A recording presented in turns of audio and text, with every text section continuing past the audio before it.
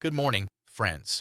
If you're settling in with your coffee and love a smart, old-fashioned whodunit that keeps you guessing until the very end, this one's for you.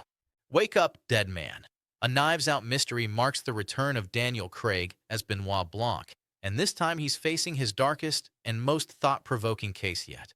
Set in a small Catholic church community in upstate New York, the film blends mystery, faith, betrayal, and sharp social commentary into what many are already calling the strongest entry in the Knives Out series.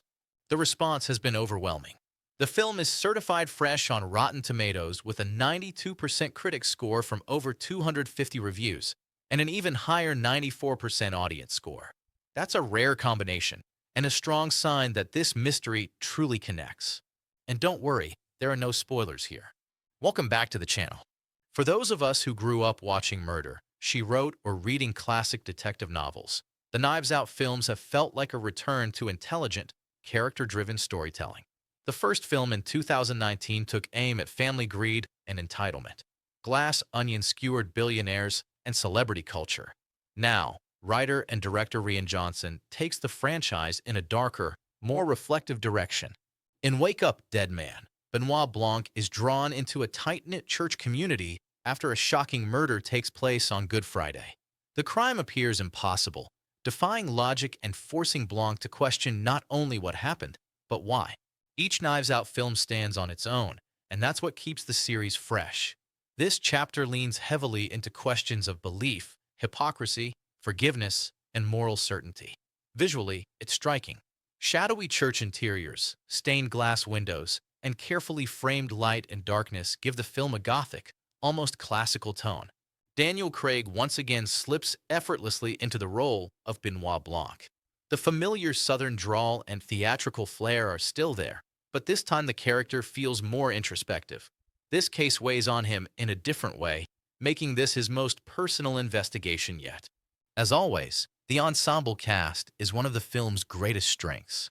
Josh O'Connor delivers a standout performance as Father Judd Duplessis, a young priest with a troubled past who finds himself at the center of suspicion.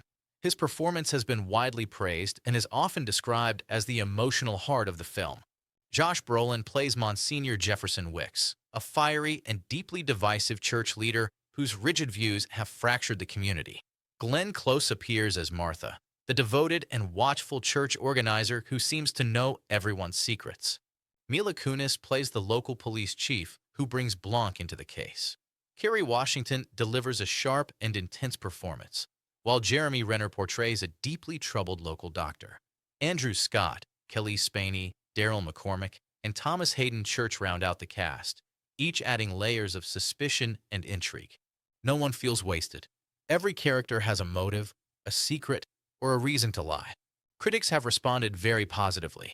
Rotten Tomatoes critics' consensus praises the film for giving Benoit Blanc a worthy mystery and highlights its soulful focus on faith, along with Josh O'Connor's scene-stealing performance. Reviewers have also applauded the film's confident direction, sharp writing, and elegant construction. Audiences have echoed that enthusiasm. Many viewers describe it as the most satisfying and emotionally resonant Knives Out mystery so far. Some note that it's darker and more complex than previous entries.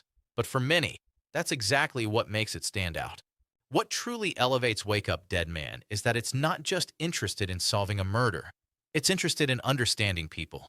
Beneath the humor and twists, the film explores compassion, belief, and the tension between faith and skepticism. As the mystery unfolds, it becomes more than a puzzle. It turns into a thoughtful conversation about certainty, doubt, and what it means to seek truth in a divided world.